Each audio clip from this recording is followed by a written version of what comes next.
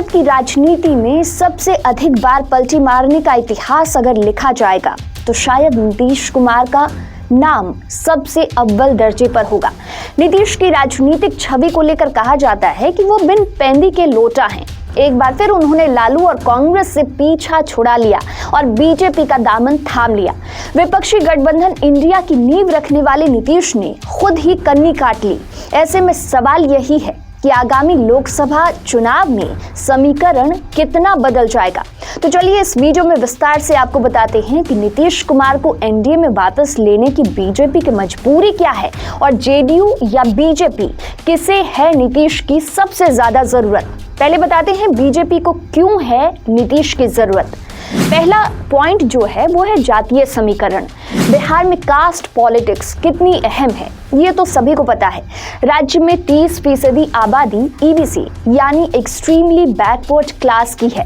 इन EBC जातियों में कुर्मी, निषाद, कोयरी, नाई, तेली जैसी जातियां आती हैं और इन जातियों के लोग ज्यादातर नीतीश कुमार की पार्टी को ही अपना वोट देते हैं। भारतीय जनता पार्टी लोकसभा चुनाव में हर हाल में इस वोट बैंक को साधना चाहती है। दूसरा पॉइंट जो है वो है बीजेपी का आंतरिक सर्वे। बिहार की राजनीति में इतना बड़ा बदलाव तब हुआ जब अगले कुछ महीनों में लोकसभा चुनाव होने वाले हैं। कुछ मीडिया रिपोर्ट्स की माने तो बिहार में भारतीय जनता पार्टी की ओर से किए गए आंतरिक सर्वे में लोकसभा चुनाव को लेकर बहुत अच्छा फीडबैक नहीं मिल रहा था। वहीं दूसरी तरफ प्रधानमंत्री नरेंद्र मोदी इस चुनाव में पिछले कार्यकाल से ज्यादा बड़ी जीत चाहते हैं और उनके इस लक्ष्य को पूरा करने के रास्ते में बिहार और महाराष्ट्र का समीकरण रोड़ा बन सकता था। दरअसल उत्तर भारत के अन्य राज्यों की तुलना में बिहार इकलौता ऐसा राज्य है जहां बीजेपी उतनी मजबूत नहीं है। ऊपर से जेडीयू और महागठबंधन के कॉम्बिनेशन ने बीजेपी की टेंशन बढ़ा रखी थी।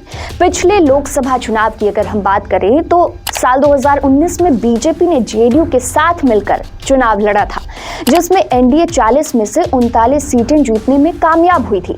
इन 39 सीटों में से बीजेपी ने 17, नीतीश कुमार की पार्टी ने 16 और एलजेपी ने 6 सीटें अपने नाम की थीं। बीजेपी बिहार में अब एक बार फिर ऐसा ही प्रदर्शन दोहराना चाहती है और यही कारण है कि जेडीयू को अपने पाले में लाना फिलहाल बीजेपी के लिए बेहद जरूरी था। तीसरा पॉइंट है कि इंडिया अलायंस को तोड़ने की कोशिश। इंडिया गठबंधन में अलग अलग राज्यों के कई बड़े चेहरे एक साथ नजर आ रहे हैं। ऐसे में भारतीय जनता पार्टी हर हाल में गठबंधन को तोड़ने की कोशिश कर रही है। वहीं नीतीश कुमार इंडिया गठबंधन के बड़े नेताओं में से एक हैं। ऐसे में नीतीश के इस कदम से विपक्षी दलों के गठबंधन को जोरदार झटका लगा है। अब आंकड़ों से समझिए कि लोकसभा चुनाव में कैसे कमल खिलेगा। नीतीश कुमार ने साल 2014 का लोकसभा चुनाव अकेले लड़ा था। उस चुनाव में उन्हें लगभग 15% वोट मिले थे और उनकी पार्टी 2 सीटों पर जीत दर्ज करने में कामयाब हो पाई थी। इस चुनाव के बाद नीतीश की पार्टी आरजेडी और कांग्रेस के महागठबंधन में शामिल हो गई। अब साल 2017 में नीतीश महागठबंधन से खुद को अलग कर एनडीए में शामिल हुए। साल 2020 में बिहार में विधानसभा चुनाव हुए। इस चुनाव के परिणाम को अगर देखें तो जेडीयू को बड़ा घाटा हुआ। उसकी सीटें घटकर 42 रह गईं, जबकि बीजेपी ने 76 सीटें अपने नाम की। हालांकि इसके बाद भी बीजेपी ने चुनाव से पहले किए वादे के अनुसार नीतीश कुमार को ही मुख्यमंत्री बनाया।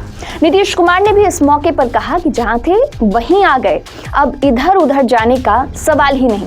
खैर, नीतीश इस बात को हर पार्टी के साथ गठबंधन के बाद दोहराते हैं। बहरहाल, नीतीश के पलटी मारने से सबसे बड़ा नुकसान आरजेडी को ही झेलना पड़ सकता है और इंडिया गठबंधन का अस्तित्व भी कहीं ना कहीं अब खतरे में आ गया है।